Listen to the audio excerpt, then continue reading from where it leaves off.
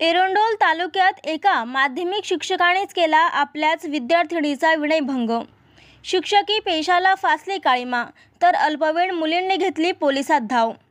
एरंडोल तालुक्यातील ग्रामीण भागातील एका माध्यमिक विद्यालयातील मंगेश हरी पाटील वय 55 वर्ष या शिक्षकाने शाळा चालू असताना शिक्षक दालनात 15 वर्षीय मुलीस बोलावून तिची छेडखानी केल्याची घटना मंगळवारी 11 मार्च 2025 रोजी सकाळी घडली।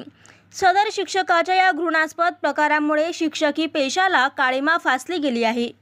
पवित्र अशा शारदेच्या मंदिरात शिक्षकानेच आपल्या अल्पवयीन विद्यार्थिनीची छेडखानी केल्याच्या या घटनेमुळे गावासह तालुक्यात संतापाची लाट उसळली आहे।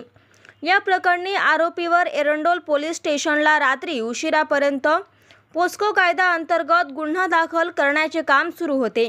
दरम्यान आरोपी मंगेश पाटील याने काढता पाय घेतला असून या शिक्षकाला शोधण्यासाठी पाचोरा येथे पोलीस पथक रवाना झाले आहे।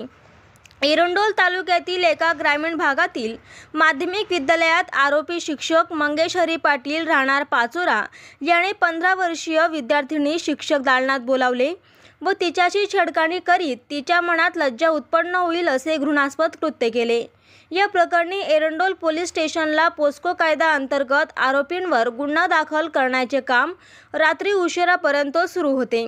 दरम्यान अमळनेर विभागाचे उपविभागीय पोलीस अधिकारी विनायक कोते यांनी एरंडोल पोलीस स्टेशनला भेट देऊन घटनेची माहिती घेतली, तर बेटी बचाओ बेटी पढाओ या शासनाच्या धोरणाला या घृणास्पद घटनेमुळे तडा गेल्याचे गावभरात बोलले जात आहे। फोकस मराठी न्यूज चॅनलला लाईक करा, शेअर करा, सबस्क्राईब करा।